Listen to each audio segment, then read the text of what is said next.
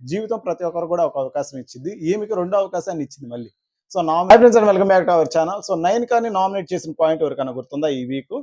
So ఈ week తను nominate చేసిన పాయింట్ ఏందండి, సో నువ్వు బెడ్రూమ్కి పరిమితం అయ్యావు, సో టాస్కుల్లో కనబట్టలేదు, సో నీ ఇన్వాల్వ్మెంట్ అనేది ప్రతి దాంట్లో తగ్గుతా ఉంది.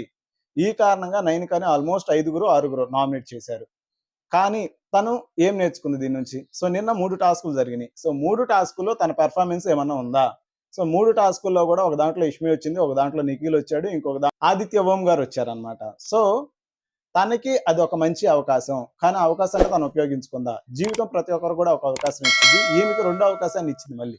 సో నామినేట్ అయిన తర్వాత మొదటి అవకాశం తను చీఫ్ అవడానికి కారణమైతే, రెండోది సో తన పతనానికి కారణం అవుతుంది అనమాట. సో నిన్న జరిగిన గేమ్ కానీ తను ప్లే చేసి ఏదైనా ఒక్కడు కూడా గెలిచినట్టయితే ఈ వారం ఈ మిడ్ వీక్ ఎలిమినేషన్స్ లో అది తనకి ఎంతో ప్లస్ పాయింట్ అయ్యేది. ఈ మాట నేను ఎందుకు అన్నానంటే, సో అన్అఫీషియల్ పోలింగ్ చూసిన తర్వాత కూడా ప్రతి చోట కూడా సో తనే బాటంలో ఉంది.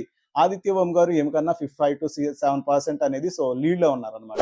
ఈమె బాటమ్ ఆఫ్ ద టేబుల్ ఉంది. సో ఎలిమినేషన్ వచ్చేసస్తే ఈమె అవుట్ అవుతుంది. తను నిన్న పెర్ఫార్మెన్స్ ఇచ్చినట్టయితే మేబీ సో ఆడియన్స్ తన గురించి మాట్లాడుకునే వాళ్ళు ఓటేసేటప్పుడు తను కన్సిడర్ చేసేవాళ్ళేమో, బట్ లేదు. అండ్ అదే విధంగా తను చీఫ్ అయిన కాడ నుంచి చూసుకుంటే, సో చీఫ్ అవడానికి ముందు టాస్క్లు తన పెర్ఫార్మెన్స్ చేసిన విధానం చూసి లేడీస్ అందరిలో one of the best task completer అని నేనైతే మోర్ ఎగ్జైట్ అయిపోయాను అనమాట. సో ఎందుకంటే తను అంత యాక్టివ్గా టాస్క్లు చేయగలిగింది.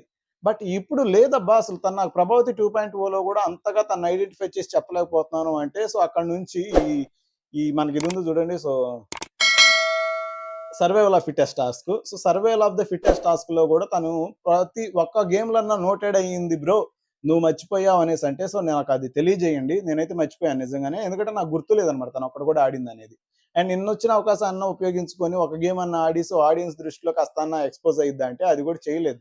అండ్ నామినేషన్స్ లో వీక్ లో ఉంది, ఐ మీన్ ఓటింగ్ రిజల్ట్స్ లో కూడా వీక్ గానే ఉంది. మేబీ నైనికా ఫ్యాన్స్ ఎవరైనా ఉంటే మీరు మోటాబుట్టిన సర్దేసుకోవచ్చు. సో తనైతే మిడ్ వీక్ ఎలిమినేట్ అవబోతుంది. సో ఈ విషయాన్ని తెలియజేద్దామని ఒక చిన్న క్లిప్ వేద్దామని చెప్పేసి నేనైతే అనుకుంటున్నాను. సో ఈమె ఎలిమినేట్ అవుతుందా లేదా, ఈ విషయాన్ని మీరు నా క్లారిటీగా కింద కామెంట్ బాక్స్ లో అయితే కామెంట్ చేయండి. Thank you.